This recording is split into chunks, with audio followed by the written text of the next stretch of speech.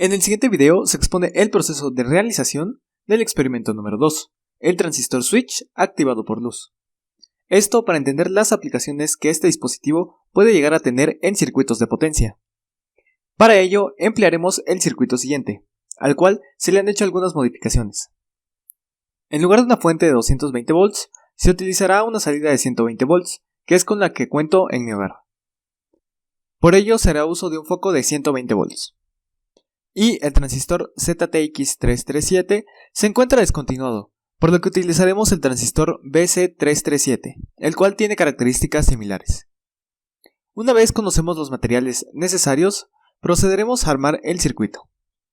Primero colocaremos una resistencia de 47 ohms de la terminal positiva a nuestro potenciómetro. También puentearemos la terminal central del potenciómetro a esta misma resistencia.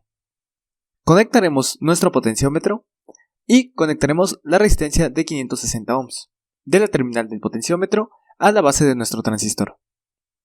Agregaremos el transistor y conectaremos la fotoresistencia entre el potenciómetro y tierra. En este caso realicé la conexión en el nodo incorrecto, pero se corregirá más adelante. Ahora agregaremos los cables que nos permitirán utilizar nuestro relé. No lo conectaremos a la proto debido a la cantidad de corriente que podría llegar a dañarla. En su lugar soldaremos cables UTP a la bobina que se accionará con 9 volts. Estos los conectaremos a positivo y al colector del transistor.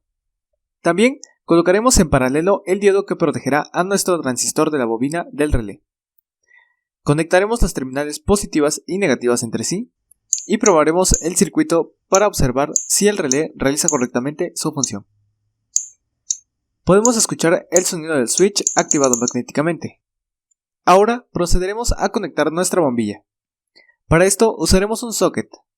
Conectaremos la base del relé a una de las terminales del socket y la otra terminal será conectada a una terminal de la fuente.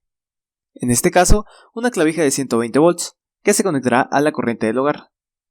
La otra terminal de la fuente la colocaremos a la salida, normalmente abierta, del relé. Por último, corregiremos la posición de la fotoresistencia. Ahora observaremos el funcionamiento. Como su nombre lo indica, cuando el nivel de luz baja, la lámpara se enciende. Por el contrario, cuando el nivel de luz aumenta, la lámpara se apaga.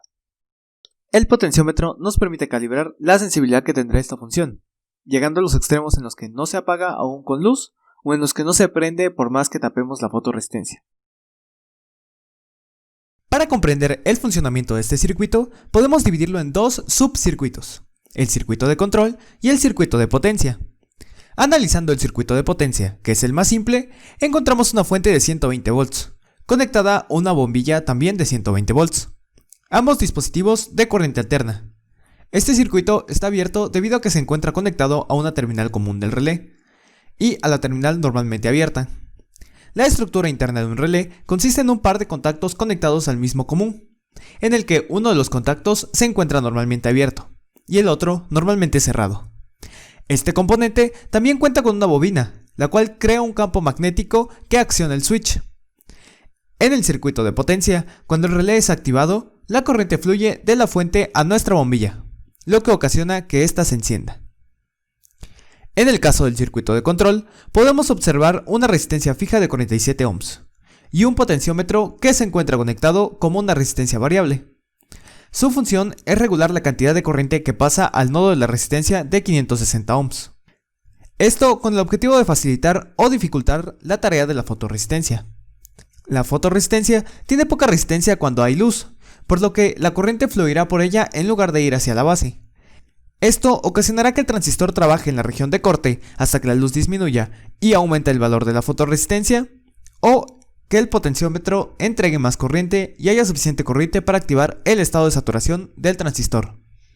Cuando el transistor consigue pasar del estado de corte al de saturación, se convierte en un interruptor cerrado, lo que hace que la bobina del relevador se accione y se cierre el interruptor de nuestra bombilla activándola. Este circuito es muy interesante y de gran utilidad, debido a la facilidad con la que el concepto se puede extrapolar a muchas otras aplicaciones.